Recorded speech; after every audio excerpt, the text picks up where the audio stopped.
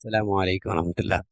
अच्छा, मदरसा dot P के शोबा university studies में हमारा एक ज़ैली शोबा है, शोबा इल्मी मशहूरियत। यानी जो भी तालिब इल्म हम से रिसर्च सीखता है तो उससे पहले लाजमी होता है कि या तो वो हमसे दाखिला करवाए, या अगर उसने इस्लामिक स्टडीज़ में एम फिल बी एस या पी एच डी में ख़ुद दाखिला करवा दिया है तो वो अपने डॉक्यूमेंट्स हमें दे तो हम उसको अपने शोबा इल्मी मशहूरियत के अंदर ऐड करते हैं, शामिल करते हैं। फिर वहाँ पे हम उनको रिसर्च सिखाते हैं। मुल्की और गैर मुल्की बड़ी-बड़ी इल्मी और तहकीकी जो शख्सियात हैं, उनके साथ उनकी मुलाकातें करवाते हैं। तो इस तरह से हम हमारा ये इल्मी मशगूलियत के अंदर ये शोबा चलता है। तो इसी में फिर हम एक रिसर्च कॉम्पिटिशन्स भी करवाते रहते हैं। साल में 2 हमारे ये मुसाबक़े होते हैं जिसमें हम ये कहते हैं कि आप आर्टिकल लिखें और उसकी बाकायदा रजिस्ट्रेशन होती है। वो अपना टॉपिक जो हमारे पास रजिस्टर करवाते हैं। तो इसमें हमने ये सूरत दी होती है कि जो टॉपिक आपने रिसर्च आर्टिकल के लिए डिसाइड करना है तो वो आपके मकाले या जो आप अभी मकाला लिखने जा रहे हो उस से रिलेटेड हो। उसका फ़ायदा ये है कि आपकी अपनी रिसर्च में वो मुआविन हो जाएगा, इस तरह से आपको मज़ीद रिसर्च करने का फ़ायदा हो जाएगा। और दूसरे नंबर पर ये है कि वही रिसर्च आर्टिकल आपकी पीएचडी या एमफिल की रिक्वायरमेंट को पूरा कर रहा होगा, क्योंकि कम से कम 2 आर्टिकल तो इंटरनेशनल यूनिवर्सिटीज़ के अंदर इंडेक्स जर्नल्स के अंदर पब्लिश होना तो ज़रूरी होते हैं। इस तरीके से पाकिस्तान की यूनिवर्सिटीज़ के अंदर भी 2 आर्टिकल्स कम से कम ऐसे हों कि जो आपके वाई कैटेगरी के अंदर या किसी उनमें से कोई एक आर्टिकल इंडेक्स के अंदर पब्लिश हो। तो हर यूनिवर्सिटी की अपनी अपनी रिक्वायरमेंट्स होती हैं, एजीसी की अपनी रिक्वायरमेंट्स होती हैं। तो हम चाहते हैं कि अपने मेन ऑथर और अपने सुपरवाइज़र को ऑथर बनाकर अपने टॉपिक से रिलेटेड आर्टिकल्स जो है ना वो आप रजिस्टर करवाएं। तो स्टूडेंट्स जो है वो रजिस्टर करवाते हैं हमारे पास। फिर उनका हम मुसाबका करवाते हैं। उनमें बीच में उनको 2 महीने देते हैं कि आप अपना आर्टिकल लिखें। उसके बाद उनके आर्टिकल्स को जमा किया जाता है और उनका रिज़ल्ट तैयार किया जाता है। तो ये थी तमहीद। अब वो रिज़ल्ट कैसे तैयार किया और उसमें भी रिज़ल्ट तैयार करने के अंदर भी क्या एआई आपकी मुआविन हो सकती है और क्या वो ऑथेंटिक आपको रिज़ल्ट तैयार करके दे सकती है, तो इसके ऊपर मैं अभी मुख्तसर सी आपसे बात करूँगा। तो ये मेरे सामने इस वक्त एक रिज़ल्ट है जो मैं आपको दिखा रहा हूँ। ये तकरीबन 17 फ़ाइनल आर्टिकल्स हमारे पास आए, जिनमें से रजिस्ट्रेशन तो ज़्यादा नहीं की थी, लेकिन फ़ाइनल जो है ये 17 आर्टिकल्स हमारे पास आए जिनके ये उन्वानात थे। और हमने ये 10 चीज़ें देखनी थी, मौज़ू देखना था। उसके 10 नंबर थे तहकीकी सवालात, मुस्तनद मसादिर, तरतीब व रब्त, मनहज तहकीक है, ज़बान व इमला है, तनकीदी फ़िक्र है, नताइज सिफ़ारिशात है, पेशकश व हाशी है और कुल नंबर में से हासिल करदा नंबर। तो ये देखें, ये रिज़ल्ट तैयार हुआ है। इसमें मैंने सबसे पहले 10 दिन लगाकर तमाम आर्टिकल्स को मैनुअल पहले देखा, ताकि पता चले कि किस स्टूडेंट ने किस तरह से लिखे हैं। जैसे कि ये यहाँ पे फ़ोल्डर है और इस फ़ोल्डर के अंदर हमारे पास ये आर्टिकल्स आते हैं और ये आर्टिकल्स हर एक के यहाँ पे होते हैं। तो हर एक को तफ़सील से जाकर देख लिया। उसके बाद फिर ये कुछ फ़ीडबैक के तौर पर ये मैंने अलग कर लिया। ये रजिस्ट्रेशन हुई थी और ये फ़ीडबैक के तौर पर मैंने कुछ अलग से इनको देखा कि किन के आर्टिकल्स हमारे पास आ चुके हैं। ये रफ़ रिज़ल्ट मैंने ख़ुद अपने तौर पर तैयार किया आर्टिकल्स को पढ़ने के बाद। तो ये मैंने किसी को कितने नंबर दिए, किसी को कितने दिए। फिर मैंने एआई के ज़रिए से हमने एक मॉडल डिज़ाइन किया हुआ है, उसको हमने काम में लाया और उससे फिर एक और रिज़ल्ट तैयार किया और दोनों के कंपैरिज़न से ये फाइनल रिज़ल्ट ये यहाँ पे देखें ये तैयार होकर आ गया। अच्छा, वो ये है कि अब यहाँ पे अगर मैं आपको दिखाऊँ तो ये मेरे पास इस वक्त हाँ, ये एक नियो चैट है जिसमें मैंने आपको यहाँ पे अभी दिखाना है कि जेमिनाई के अंदर नोटबुक एलएम वैसे भी यहाँ पे ऐड हो चुका है। तो मैंने ये किया कि ये देखिए, न्यू नोटबुक एलएम पे क्लिक करके आर्टिकल एग्जामिनर मैंने बना दिया। अगरचे मैंने नियो जेम भी बनाया हुआ है, जेम के अंदर भी जाकर मैंने ये काम मैं कर सकता था, लेकिन मैंने यहाँ पे आकर नियो नोटबुक बना दिया। चूँकि अब ये सहूलत मौजूद है तो इसके अंदर आकर मैंने ये नियो करके इधर ऐड सोर्सेज किया। अभी वो सोर्सेज मैंने यहाँ से डिलीट कर दिए हैं, मकाले हैं चूँकि, और इनको हम पब्लिश करेंगे तो फ़िलहाल इनको अपने पास ही हम महफूज करते हैं, लेकिन यहाँ पे इसको नहीं दिया। तो यहाँ पे आकर ऐड सोर्स करके तो मैंने ड्राइव के ऊपर रखे हुए जो थे तो वो मैंने आर्टिकल सारे के सारे इसको दे दिए। जैसे कि मैं यहाँ पे शेयर विद मी के अंदर जाता हूँ और उनकी सारी पीडीएफ फाइलें मैंने यहाँ पे रखी हुई हैं और ये आर्टिकल्स यहाँ से मैंने सारे करके इसको दे दिए थे।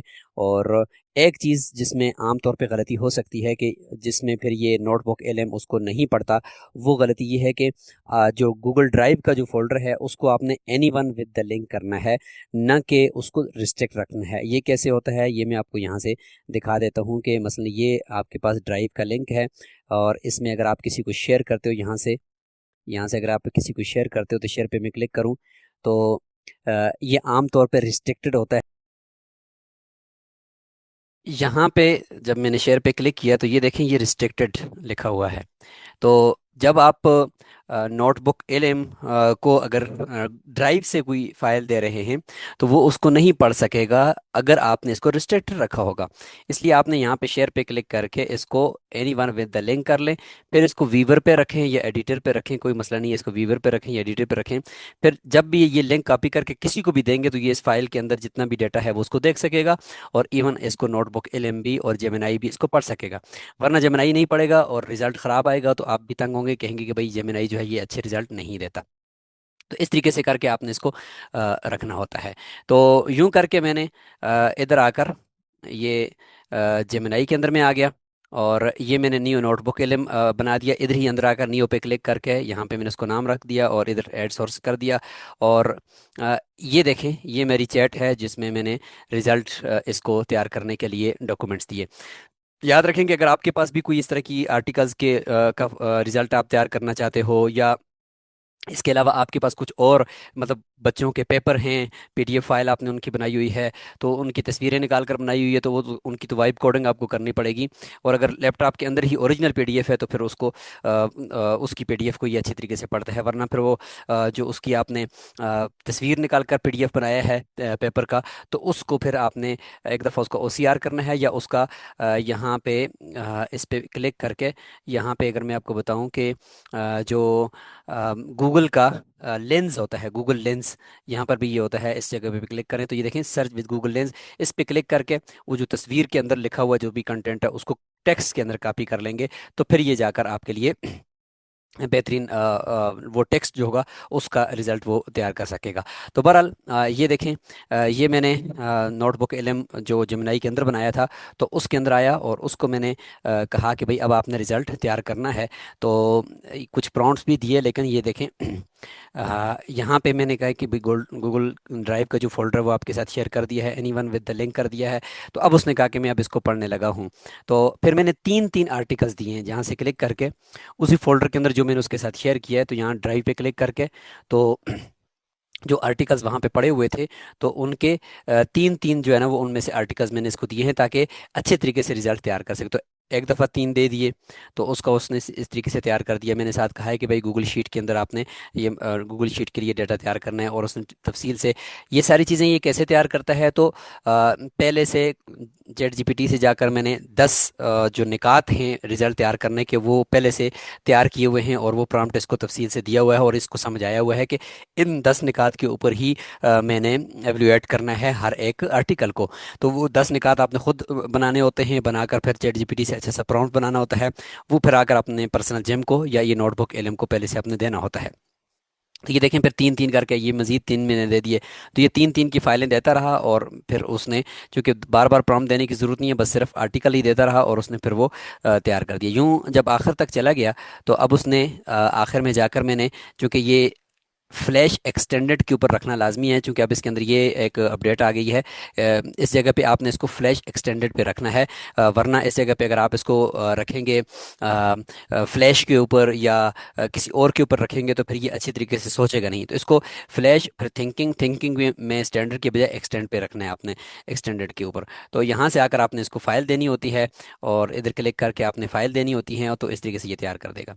अब यहाँ से देखिए मैंने इसको कहा कि भाई मुझे गूगल डॉक्स में भी रिजल्ट चाहिए, गूगल शीट में भी चाहिए और फिर मैंने कहा कि इसको तो यहाँ पे जब रिजल्ट आखिर में आपने लेना होता है तो फिर हाँ, पूरा रिजल्ट जो ऊपर तैयार हो चुका है सारी चैट के अंदर, अब उसको एक जगह पे एक ही फाइल के अंदर तैयार करना है, तो फिर उसको यहाँ पे आकर इसको कैनवस फाइल पे रखिएगा। यहाँ पे चूंकि साथ साथ जूम चल रहा है तो ये बार बार ये थोड़ा सा इशू करेगा। तो इस जगह पे क्लिक करके आपने इसको कैनवस पे रखना है। यहाँ पे कैनवस आ जाएगा, फिर इसको कहेंगे कि भाई ये जितना भी रिजल्ट तैयार हुआ है इसको मुझे कैनवस की फाइल में जाकर गूगल डॉक्स में और गूगल शीट के लिए मुझे डेटा दे दें। तो जैसे मैंने इस पर क्लिक किया तो ये देखें गूगल शीट के अंदर डेटा मुझे इसने यूं बिल्कुल तैयार करके देखें ये रिजल्ट दे दिया है। और बिल्कुल एक्यूरेट है और हर एक आर्टिकल को बड़े ही गहराई से इसने पढ़ा है। और ये मेरे दिए गए जो जितने भी निकात हैं इन निकात की रोशनी में इसने तैयार किया है। तो ये देखें आ गया। अब ये गूगल शीट के अंदर है, अब मैं यहाँ से उठाकर दूसरी शीट में ले जाऊँ, इसकी फॉर्मेट के ऊपर मैं क्लिक करके इसकी डायरेक्शन को मैं राइट टू लेफ्ट करूँ। अब ये देखें यहाँ से इस तरह से हो गया। और ये तैयार करके फिर मैं यहाँ से कॉपी करके और मैं इस पूरे डाटा को ले गया अपनी दूसरी शीट के अंदर, और वहाँ पे मैंने रिजल्ट को आपस में कंपाइल कर दिया, जो मैंने मैनुअल तैयार किया था और जो मैंने एआई के जरिए से तैयार किया था। लेकिन मुझे पता चला कि इसने जो जितनी गहराई से उन आर्टिकल्स को देखा है, तो मैंने कहा कि भाई इसको तो तहसीन है। तो यूं करके आप रिजल्ट्स तैयार कर सकते हैं। और फाइलें जो है वो आपने अच्छी तरीके से देनी है ताकि इसकी एक्सेस में हो और वो पढ़ सके। और उसके बाद फिर इंशाल्लाह कोई भी इतना बड़ा इशू नहीं होगा। इसके बाद आगे ये एप्लीकेशन भी बनाता है, जैसे कि मैंने इसको कहा कि भाई इसको एप्लीकेशन के लिए भी तैयार करो, तो देखें ये इसने एक एप्लीकेशन भी तैयार की है। उसको अगर मैं यहाँ पे क्लिक करूँ तो बहरहाल ये एप्लीकेशन जो है वो कैनवस के ज़रिए से ही करता है। जैसे मैं यहाँ पे करूँ तो ये इसकी कोडिंग को तैयार करके इसने मुझे दिया है। यहाँ पे इसकी कोडिंग है। इस कोडिंग को आप प्रीव्यू के तौर पर यहाँ पे ऐप भी खोलता है, वरना इसका थोड़ा सा मुश्किल प्रोसेस है। जैसे कि इसने इससे आप यहाँ पूछ सकते हैं कि इस कोडिंग को मैं किस तरीके से एप्लीकेशन के अंदर डाउनलोड करूँ। तो ये एक छोटा सा प्रोसीजर है जो यहाँ पे आपको ये बता रहा होता है कि देखें आप यूँ करें, पहला स्टेप ये है, दूसरा स्टेप ये है, और फिर ये एक सॉफ्टवेयर का लिंक आपको देता है। तो वो जो कोड आपने यहाँ पे बनाया है, ये कोड इसने तैयार करके आपको दिया है। इस कोड को यहाँ से आप करेंगे कॉपी, और कॉपी करके ये एक इसने, आप जब इससे पूछेंगे कि मैं इस कोड को कहाँ कॉपी करूँ और किस फाइल के अंदर मैं इसको खोलूँ, तो आप इसको जब यहाँ पे पूछेंगे तो ये आपको ये इधर मुख्तलिफ लिंक्स देगा मुख्तलिफ वेबसाइट्स के। उन पे क्लिक करके आप इस वेबसाइट तक पहुँच जाएंगे और यहाँ आकर इसको पेस्ट करेंगे। तो मेरा यहाँ पे कुछ एरर आया है, इसलिए मैं इसको फ़िलहाल रिकमेंड नहीं करूँगा। लेकिन ये बेहतरीन सा ये उसका ओवरव्यू एक उसकी ऐप भी बना देता है। लेकिन यहाँ तक पहुँचने से पहले आपको गूगल शीट के अंदर डाटा चाहिए, गूगल डॉक्स के अंदर चाहिए, जो कि ये आसानी से तैयार कर लेता है। तो ये था कि मैंने इस रिज़ल्ट को कैसे तैयार किया, और होपफुली आपको भी इससे कुछ ना कुछ फ़ायदा हुआ होगा। जज़ाकुमुल्लाह खैरा। अस्सलामु अलैकुम वरहमतुल्लाहि वबरकातुहू।